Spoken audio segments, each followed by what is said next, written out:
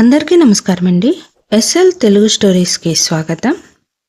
నేను చెప్పబోయే కథ పెళ్లి ఒప్పందం ఎపిసోడ్ నెంబర్ 23.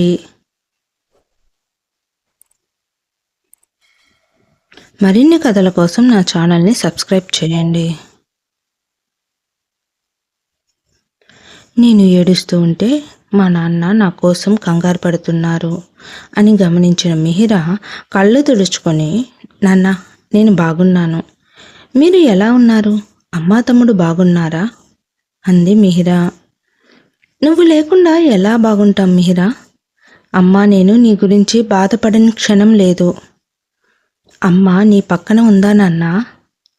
లేదు తల్లి, మీ అమ్మకు తెలియకుండా నేనే ఫోన్ చేస్తున్నాను. నువ్వు ఇలా చేశావని మీ అమ్మ నీ మీద కొంచెం కోపంగా ఉంది.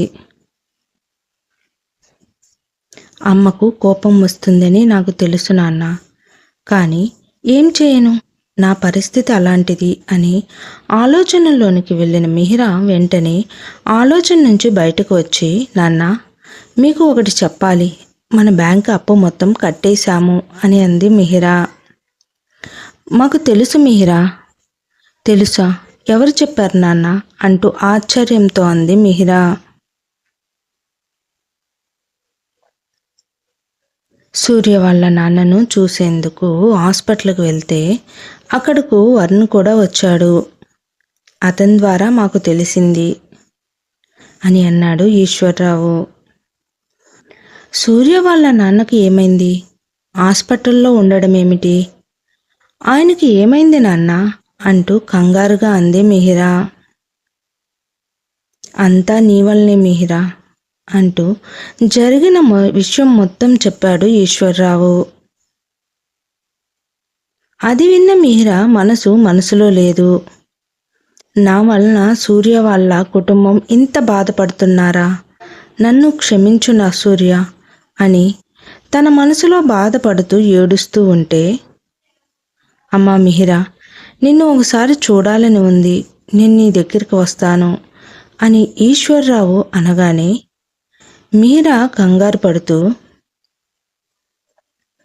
వద్దు నాన్న, నువ్వు ఇక్కడికి రావద్దు, నేనే వీలు చూసుకుని మీ దగ్గరికి వస్తాను అని చెప్పి ఫోన్ కట్ చేసి తన రూమ్కి వెళ్ళి సూర్యని తలుచుకుని ఏడ్చిన తను రాహుల్ చెప్పిన పని గుర్తుకు వచ్చి వెళ్ళి విక్కీ బర్త్డే స్టేజ్ డెకరేషన్ చేస్తుంది. కానీ ఏ పని మీద శ్రద్ధ లేదు.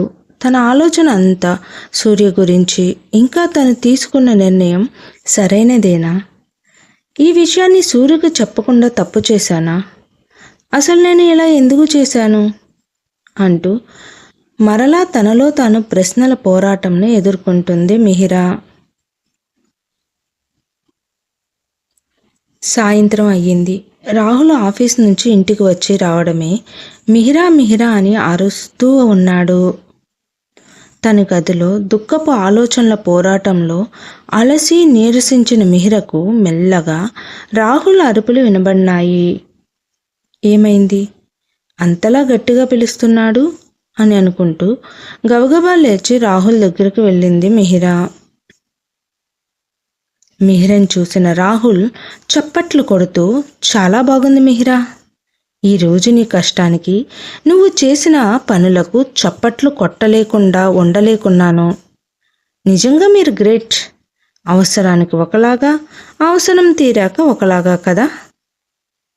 సార్, మీరు ఏమంటున్నారో నాకు అర్థం కావడం లేదు. అసలు ఏమైందో, ఎందుకు అలా మాట్లాడుతున్నారో దయచేసి చెప్పండి అంది మిహిరా.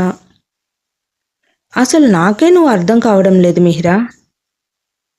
నేనేం చేశాను సార్ అంటూ తనకే అర్థం కాక రాహుల్ వైపు చూస్తూ అంది మిహిరా. ఉదయం ఎంతో బాధ్యత గల దానిలా, విక్కీ పనులు అన్నీ నువ్వే చేసేదానిలా అంతలా ఓవర్ చేశావు. మరి ఇప్పుడు ఏమైంది నీ పనితనం? నేను చెప్పిందేమిటి, నువ్వు చేసిందేమిటి? విక్కీ పుట్టినరోజు పనులు అన్నీ చూసుకోమని చెప్పానా లేదా? చెప్పారు సార్ అంటూ నిదానంగా అంది. మరి చేశావా? అది అని మిహిరా అంటూ ఉంది. నేను చెప్తాను మేడం, మీరు వినండి.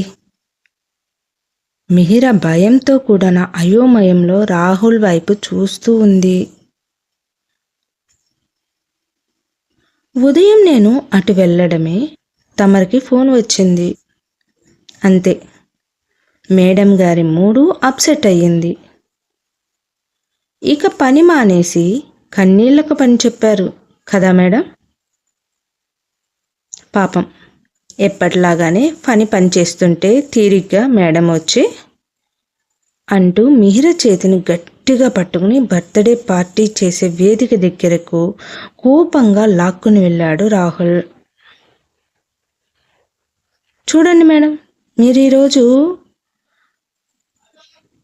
చేసిన పని ఈ స్టేజ్ డెకరేషన్ అంటూ కోపం కట్టలు తెంచుకుని వస్తుంటే అక్కడ ఉన్న వస్తువులను విసిరేసి ఎంతో గట్టిగా, నీకు నేను ముందే చెప్పాను, నాకు నా కొడుకు అంటే ప్రాణమని చెప్పానా లేదా? భయంతో వణుకుతూ చెప్పారు సార్ అంతే మిహిరా. మరైతే నువ్వు ఏమి చేసావు మిహిరా అని రాహుల్ అంటూ, అక్కడ ఎవరి పేరు రాశావు అంటూ చెయ్యి చాచి పేరు వైపు చూపించాడు రాహుల్. ఏమి రాశానా అనే భయంతో మెల్లగా తల ఎత్తి పైకి చూసిన మిహిరా ఒక్కసారిగా షాక్ అయ్యింది. హ్యాపీ బర్త్డే విక్కీ అని వ్రాయాల్సిన చోట హ్యాపీ బర్త్డే విక్రమ్ సూర్య అని వ్రాసింది మిహిరా. చూసారా టీచర్ గారు, అక్కడ మీరు ఏమి రాశారో? మీ చదువు అటకెక్కిందా, లేక మీ కళ్ళ ముందు నీ ప్రియుడి ప్రేమ పొరలకమ్మాయా అని కోపంగా అనగానే, సార్ మీరు ఏం మాట్లాడుతున్నారు అని కొంత కోపంగా అంది మిహిరా. ఏంటి మిహిరా, మీ ప్రేమ వ్యవహారం గురించి నాకు తెలియదని అనుకుంటున్నావా? మనసులో ఒకడు, పెళ్ళికి ఒకడు, ఇదేగా నువ్వు చేస్తుంది అని కోపంగా అనగానే రాహుల్ మాటల తూటాలను తట్టుకోలేక తను ఏడుస్తూ అక్కడి నుంచి వెళ్తున్న మిహిరను, ఆగు మిహిరా, ఎక్కడికి వెళ్తున్నావు? నువ్వు చేసిన తప్పును నువ్వే సరిచేసి వెళ్ళు అని కోపంగా ఫనీ అంటూ గట్టిగా పిలిచాడు రాహుల్. చెప్పండి సార్ అంటూ అన్నాడు ఫనీ.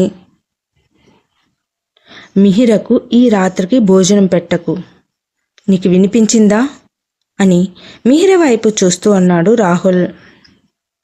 వినిపించింది సార్ అన్నాడు ఫనీ. అలాగే ఫనీ, ఈ స్టేజ్ డెకరేషన్ అంతా తీసి పడేసి ఆమెతో మరల కొత్త వాటితో డెకరేషన్ చేయించి నా కొడుకు పేరును వేరే కలర్తో అందంగా రాయమని చెప్పి దగ్గర ఉండి ఈ రాత్రి అంతా తనే ఈ పనిని చేసేలా చూడు.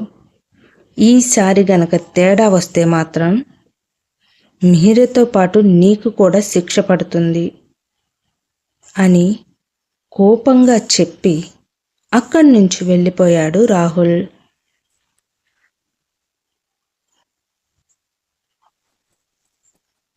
రాహుల్ కోపానికి ఇక మిహిర పరిస్థితి ఏమిటి? విక్కీని ఎప్పుడు ఎలా కలిసిందో మిహిరకు గుర్తుకు వస్తుందా?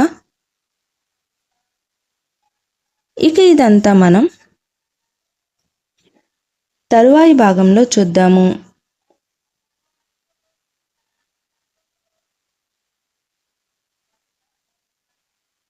నా కథ నచ్చినట్లయితే ప్లీజ్ దయచేసి నా ఛానల్ని సబ్స్క్రైబ్ చేయండి, లైక్ చేసి షేర్ చేయండి. Thank you.